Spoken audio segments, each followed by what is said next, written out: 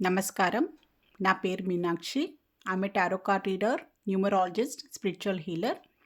ఈ నవంబర్ మాసంలో 17వ తారీఖు నుంచి 23వ తారీఖు మధ్యలో వృషభ రాశి వారికి టారో కార్డ్ ప్రిడిక్షన్ ద్వారా ఎలాంటి పరిస్థితులు ఉన్నాయో ఒకసారి చెక్ చేస్తాం.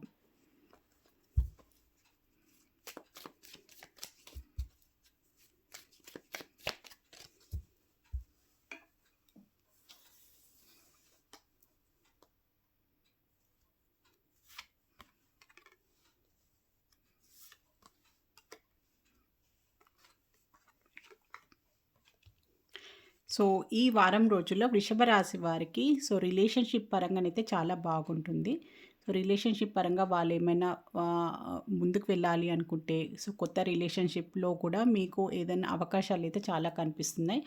రిలేషన్‌షిప్ పరంగా అంటే పార్ట్నర్‌షిప్ బిజినెస్ చేసేవారైనా, మీరేమైనా సంబంధాల విషయంలో ఏదైనా చూస్తున్నా కూడా, మీరున్న ఆల్రెడీ రిలేషన్‌షిప్‌ని పెళ్లి వరకు తీసుకువెళ్ళాలనుకున్నా కూడా, చాలా మంచి అవకాశాలైతే కనిపిస్తున్నాయి.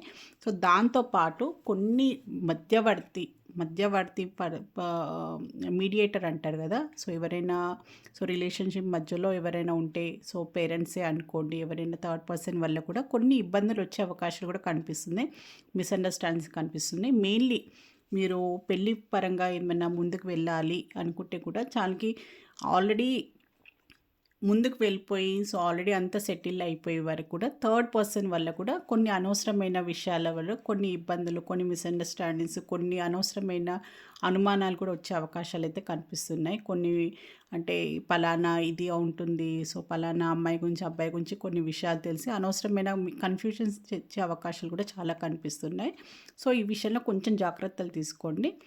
మీరు ఈ వారం రోజుల్లో మాత్రం మీరు పార్ట్నర్‌షిప్ బిజినెస్ చేస్తున్నా, ఏంటంటే సంబంధాల కోసం చూస్తున్నా, ఆల్రెడీ మీ రిలేషన్‌షిప్‌లో ఉన్నా కూడా దాన్ని ఇంకా ముందుకు తీసుకువెళ్ళాలి అనుకున్న, పెళ్లి వరకు తీసుకోవాలి, పెద్దవాళ్ళకి చెప్పాలి, సంబంధాలు కుదుర్చుకోవాలనుకుంటే కూడా చాలా బాగుంటుంది.